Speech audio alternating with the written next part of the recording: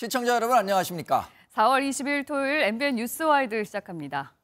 2021년 더불어민주당 당대표 선거 당시 송영길 후보 측이 현역 의원들을 포함한 다수의 민주당 인사들에게 돈 봉투를 뿌렸다는 의혹이 여전히 정치권을 흔들고 있는 가운데 이번 스캔들의 주요 인물 가운데 한 명인 강내구 감사협회장에 대한 구속영장이 법원에서 기각됐습니다.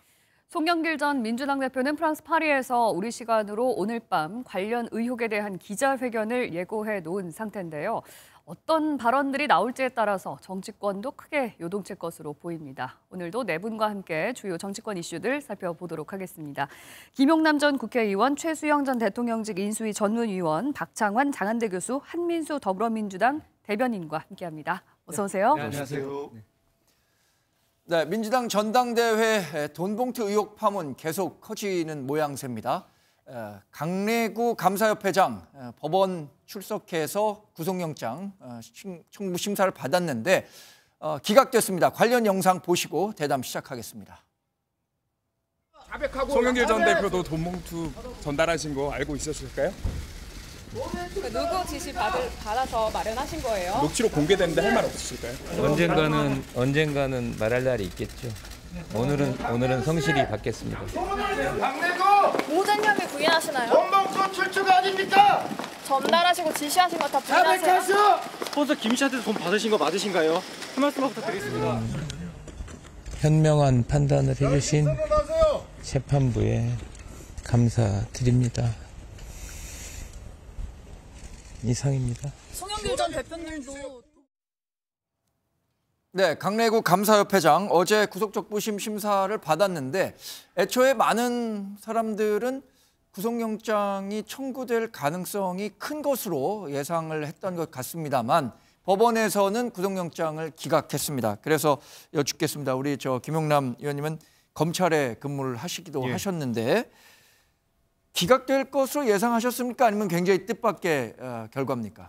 저도 이번에 법원의 영장 기각 사유는 선뜻 납득하기가 좀 어렵습니다. 법원에서 기각 사유로 든 것은 그 증거인멸이나 허위 진술을 남들에게 회유했다고 보기 어렵다. 그리고 방어권 보장, 그리고 특히 중요 범죄 사실에 대해서는 증거 수집이 어느 정도 돼 있다. 이런 기각 사유를 들었어요. 아마도 이정근 전 부총장의 휴대폰에 녹음되어 있던 3만여 건의 녹음 파일에 이런저런 얘기가 많이 들어있어서 증거 수집이 어느 정도 된 거 아니냐라고 본 것 같은데 문제는 지금 강내구 회장은 범죄 혐의를 부인하고 있거든요. 네. 이제 녹음 파일을 들어보면 전당대회를 앞두고 현역 국회의원이나 대의원들에게 다량의 돈 봉투가 살포된 거는 알 수 있는데 그것만 해서 입증이 끝나는 문제가 아니거든요. 네. 돈을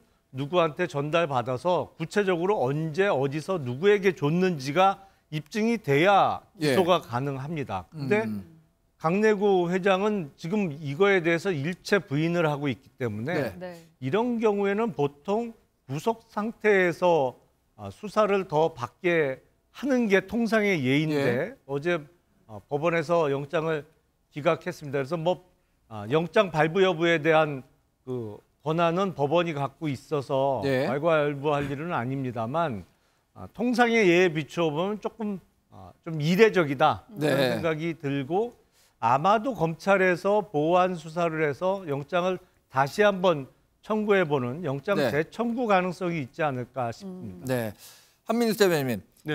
일단 민주당에서는 강내구 회장에 대한 구속영장이 기각된 거를 봤을 때 검찰이 무리하게 구속해서 수사하려고 했던 것 아니냐라는 반응을 내놓을 수도 있을 것 같고요.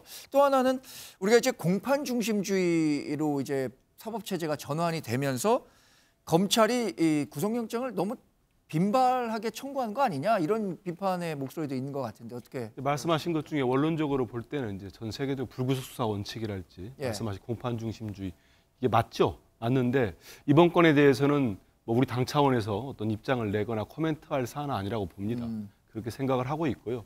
다만 저는 개인적으로 볼 때 이제 그 두 분 의원에 대한 갑작스러운 이제 그 압수수색 이루어지고 정말로 우리가 많은 기사를 저도 지금 맡은 당직이 대변인입니다마는 관련 기사를 모두 팔로우를 하기로 힘들 정도로 예. 많은 기사가 쏟아졌습니다. 대부분 이제 검찰 발이었죠. 네. 검찰이 이런 걸 수사하고 있고 이런 혐의를 입증해냈다. 이런 보도들었는데 그 보도 내용을 봤을 때는 뭐 액수는 9,400만 원, 또 강내구 회장은 뭐 8천만 원인가요? 네. 마련했다는 그런 보도가 많았잖아요. 그런 혐의를 볼 때 그 보도 내용이나 양과 검찰의 주장들을 보면은 저도 좀 놀래긴 했어요. 예. 좀 의외다.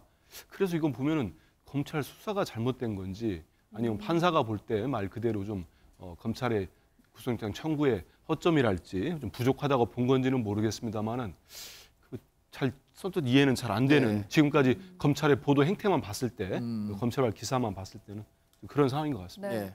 강내구 협회장이 사실 이번 사안과 관련해서 검찰로부터 이제 구속영장을 청구받은 첫 상황, 첫 인물이기도 한데 검찰의 수사가 불가피할 수밖에 없을 것 같습니다. 네, 말씀하신 대로 근데 저는 녹취라는 워낙 결정적 스모킹건이 있기 때문에 네. 제가 보기에 검찰이 혐의 입증하는데 크게 어려움이 없을 것 같아요. 왜냐하면 이제 우리가 뭐 지금까지 뭐 3만 건이라고 알려졌는데 지금까지 나온 것도 정말 빙산의 일각이거든요. 나머지가 뭐가 해야 될지 모르겠는데 지금까지 나왔던 녹취만 보더라도 뭐 모든 분들이 상식선에서 생각해도 범죄 혐의가 너무 명백해 보이고 그다음에 네.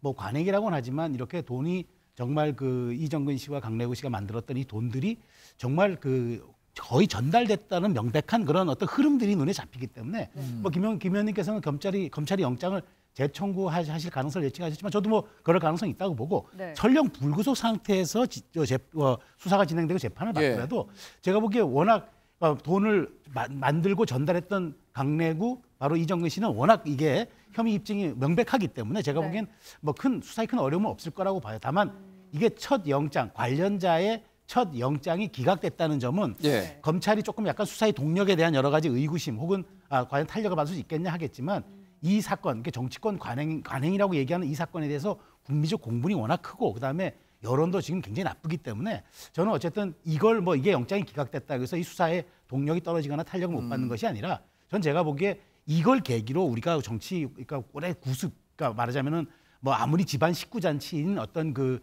전당대회를 하더라도 예. 돈으로서 대의원들을 이렇게 매수한다든가 뭐 이런 것들이 이제 관행화된 이런 점들은 우리 사회가 선진화 정치로 가기 위해서는 반드시 넘어야 될 산이거든요. 예. 그렇기 때문에 수사도 수사이겠지만 저는 이번 어떤 그 계기로 검은 돈과의 고리를 끊는 그런 어떤 정치 문화의 관행 이런 것들을 굉장히 중요하게 생각하지만 하고 또 이게 말하자면 지금 영장이 기각됐다 하더라도 제가 보기에 네. 이 부분에 대한 수사에 대한 동력, 탄력 이거는 저는 큰 염려는 없을 것 같아요. 저는 뭐 혐의 입증은 뭐 그렇게 어렵지 않을 것으로 생각이 됩니다. 네. 강내구 씨가 영장 실질 심사에 출석할 당시에 굉장히 의미심장한 말을 꺼냈습니다. 언젠가는 말할 날이 있을 거다.